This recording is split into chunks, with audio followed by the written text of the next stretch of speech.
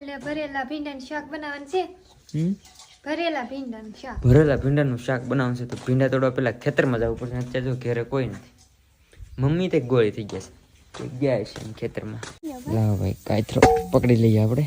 ને થોડોક અવાજ આવશે ભાઈ, કેમ કે તમને ખબર જ છે નહીં. થોડોક અવાજ આવે છે હજી. હજી સારું નહીં છું. કોણા ભીંડા તોડ લઈએ. કોણા એટલા ભીંડા કરેલા હતા પણ મસ્ત હે તો અત્યારે. તમે આવી જશે બે બાર ખેતરમાં ભીંડા તોડવાના. જો રીંગણી ની થઈ ગયું છે મસ્ત જોરદાર. કેટલા તોડવાના છે? હે આપણે થાય એટલે તો ભીંડા તોડ લઈ પેલા. ચાલો એટલે અંદર ને આવતો ને ભીંડા પાછા કરડે એટલે અંદર નથી જવું આપણે. લા